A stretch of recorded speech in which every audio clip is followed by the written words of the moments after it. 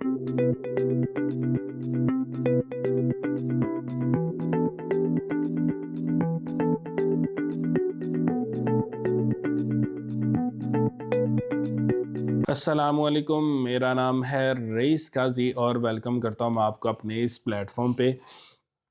आज का जो टॉपिक है वो है data structures and algorithm. Data structure, सबसे पहले तो ये क्वेश्चन है कि क्या हमें डेटा स्ट्रक्चर और एल्गोरिदम सीखने चाहिए डेवऑप्स के जर्नी में या नहीं। सिंपल आंसर इसका है यस। देखें, डेटा स्ट्रक्चर एल्गोरिदम का अगर आपको अच्छे तरीके से पता होगा तो आप अपनी अच्छी तरीके से पाइपलाइंस, CI/CD की पाइपलाइन, स्क्रिप्टिंग, इसके अलावा आप अपनी डेली टास्क जो हैं उनको ऑटोमेट कर सकते हैं। तो इसकी वजह से आपको डेटा स्ट्रक्चर और एल्गोरिदम सीखना बहुत ज़रूरी है।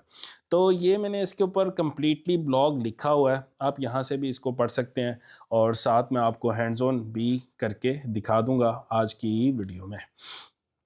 तो यहाँ पे मैंने डिटेल से इसका बता दिया है। बेटर स्क्रिप्ट होता है, CI/CD pipeline, trouble shooting problem, ये वो फलाना। हाँ, इसमें MNC अभी रिसेंटली मेरी अपनी भी जॉब हुई है, गवर्नमेंट जॉब हुई है मेरी। तो वो किस तरह हासिल हुई थी, ये सब चीज़ें ही मुझे काम आई हैं। तो उसके लिए भी एक अलहदा से वीडियो बनाऊंगा ताकि आपको बेहतर तरीके से पता चल सके। तो बहरहाल MNC के अंदर क्या होता है, सबसे पहले फर्स्ट राउंड होगा, बेसिक इन्फॉर्मेशन लेंगे, क्या करते हैं, कहाँ पे जॉब कर रहे हैं। सेकंड राउंड में आपसे थोड़ा सा टेक्निकल बेसिक चीज़ें पूछेंगे, क्या इसके बेसिक स्ट्रॉन्ग हैं, फंडामेंटल्स इसके अच्छे हैं या नहीं। फिर इस तरह मल्टीपल राउंड्स होंगे जिसके अंदर आपका डाटा स्ट्रक्चर का ज़रूर पूछा जाएगा। अगर आपको डाटा स्ट्रक्चर का पता होगा तो आप ये अपने जितने भी आपके राउंड्स हैं वो अच्छे तरीके से और अपनी चीज़ों का आप अच्छे तरीके से, एहसन तरीके से कर सकते हैं। अब चलते हैं काम की तरफ। टाइप्स ऑफ डाटा स्ट्रक्चर, कितनी तरह के डाटा स्ट्रक्चर की टाइप्स होती हैं? दो तरह की होती हैं। एक होती है प्रिमिटिव, एक होती है non primitive. Primitive data structure कौन सी होती हैं? प्रिमिटिव से ही पता चल रहा है, प्राइमरी, प्राइम, तो ये हमारी होती हैं प्रिमिटिव। प्रिमिटिव डाटा स्ट्रक्चर में कौन सी आती हैं? ए इज इक्वल टू टू, जैसा कि आप यहाँ पे देख रहे हैं, ए इज इक्वल टू टू। और यहाँ पे लिखा है प्रिमिटिव मीन्स बेसिक और primary data types that store single value. ठीक है, देखें यहाँ पे ए ने कितनी वैल्यू स्टोर की है? Single value. ए यहाँ पे क्या है? वेरिएबल। टू क्या है? वैल्यू। ए होल्ड किया वैल्यू को, टू की वैल्यू को इसने होल्ड किया और इसकी टाइप है इंट, इंटीजर। इसी तरह इसकी बाकी जो टाइप्स हैं, इंटीजर, फ्लोट, STR, स्ट्रिंग को कहते हैं, बूल, बुलियन को कहते हैं, यस, ट्रू और फॉल्स को। ये सारी टाइप्स हैं प्रीमिटिव की। अब बात करते हैं नॉन प्रीमिटिव। नॉन प्रीमिटिव क्या होता है? मल्टीपल्स वैल्यू को होल्ड करता है। अब उसके अंदर भी दो तरह की टाइप्स होती है, एक होती है लीनियर, एक होती है नॉन लीनियर। लीनियर वो टाइप्स होती हैं जो कि सीक्वेंस के साथ, ठीक है, डाटा को स्टोर करती हैं। उसकी एग्जांपल्स हैं list, tuple, set, dictionary.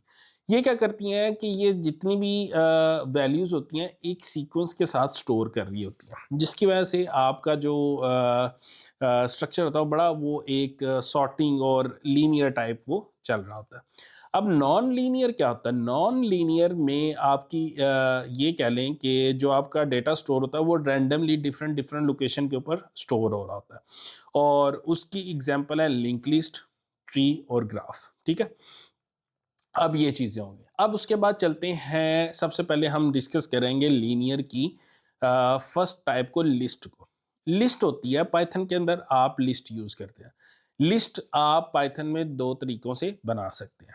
Number one, आप इस तरह लिख सकते हैं, लिस्ट ऑफ क्लाउड सर्वर। ठीक है, मैंने लिखा है लिस्ट ऑफ क्लाउड सर्वर, और यहाँ पे मैंने पहले बताया लिस्ट है, ठीक है, उसके बाद ये वाली ब्रैकेट्स डाली हैं और उसके बाद ये वाली ब्रैकेट्स डाली हुई हैं। ठीक है, उसके अंदर आप जो जो डाटा लिखेंगे वो आपका लिस्ट में ऐड अप होता जाएगा, जैसा कि यहाँ पे है। ठीक है, यहाँ पे मैं इसको चलाता हूँ तो आपको यहाँ पे वो शो करवा दें, AWS है, अजूर है, GCP है, ये उसने लिस्ट मुझे शो करवा दी है।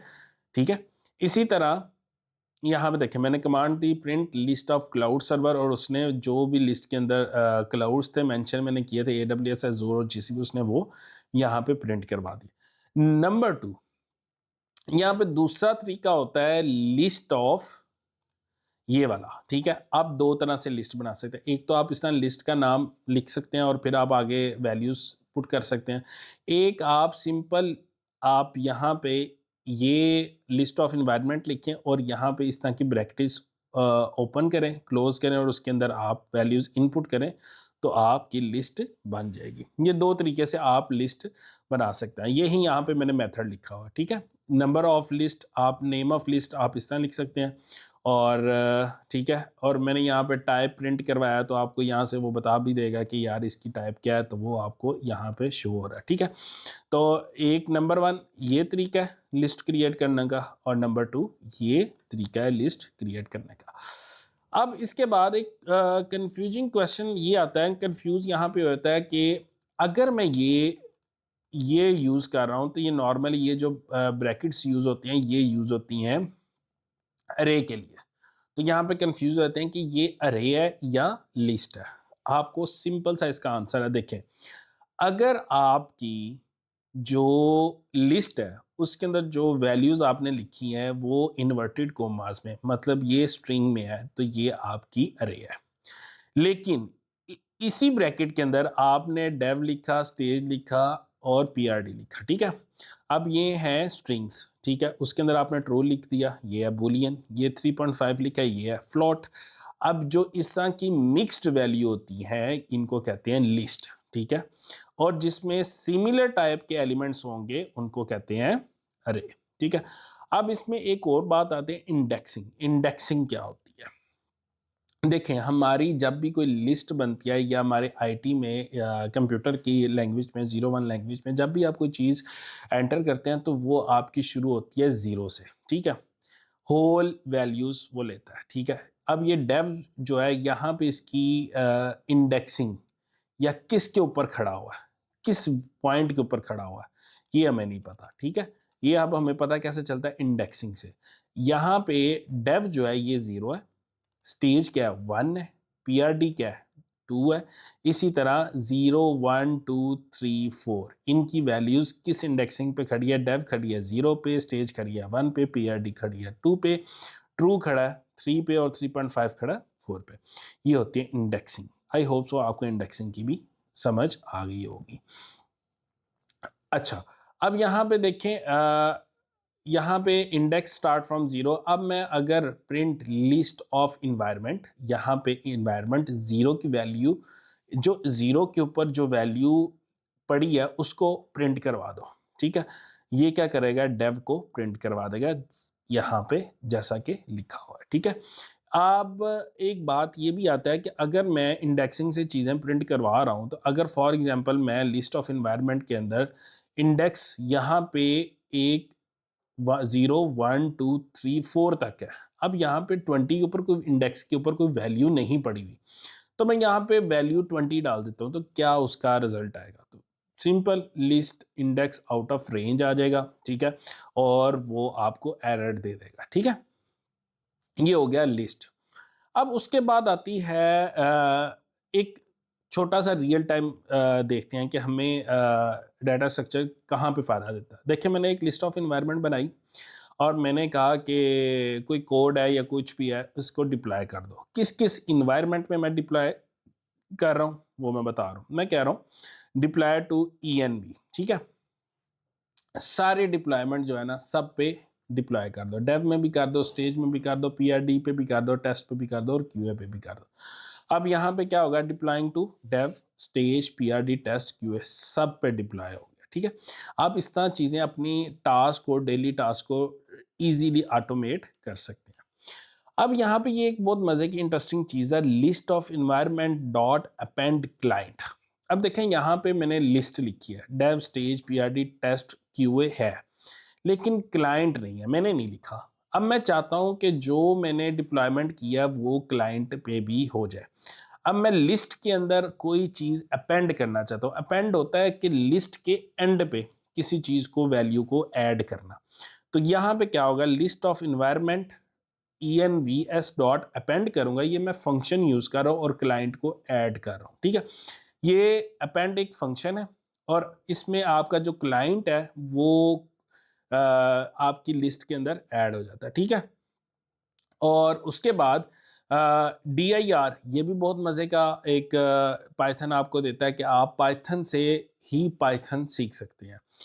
DIR क्या होता है? डिक्शनरी होती है, DIR होता है डायरेक्टरी होती है, जो कि आप कोई भी फंक्शन यूज़ करते हैं तो वो आपको बता सकता है आप इस फंक्शन को और किस तरह से यूज़ कर सकते हैं, ठीक है?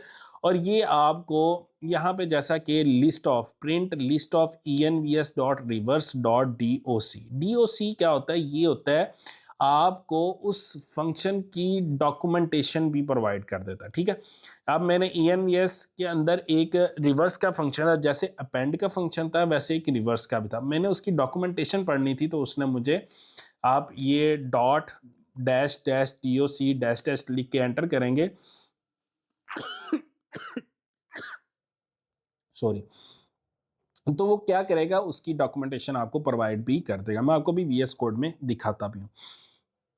तो उसके बाद ये अब एक यहाँ पे मैंने एक रिवर्स का फंक्शन आपको बता दिया, मैंने एक पेंड का फंक्शन आपको यहाँ पे बता दिया, ठीक है? और यहाँ पे मैंने आपको एक इंसर्टिंग का फंक्शन बता दी। ले देखें यहाँ पे इंसर्टिंग का फंक्शन क्या कर रहा है? मैं कह रहा हूँ कि 1 के ऊपर जो इंडेक्स 1 है ना, उसके अंदर टेस्टिंग को ऐड कर दो, ठीक है? यहाँ पे टेस्टिंग भी ऐड हो रही है। सेम ये यहाँ पे मैंने a इज इक्वल टू 2 लिया है, प्रिंट dir करवा रहा हूँ। ये सारा वही डॉक्यूमेंटेशन और डायरेक्टरी का यहाँ पे मैंने आपको एक्सप्लेन किया। तो ये सारा ब्लॉग मैंने लिखा था और इसका हैंड्स ऑन एक्सपीरियंस मैं आपको यहाँ पे दिखा देता हूँ। देखें यहाँ पे तो एक नंबर 1 मैंने आपको लिस्ट बना के दिखाई है, ठीक है? नंबर 2 ये लिस्ट दूसरे तरीके से बना के मैंने आपको दिखाई है, ठीक है?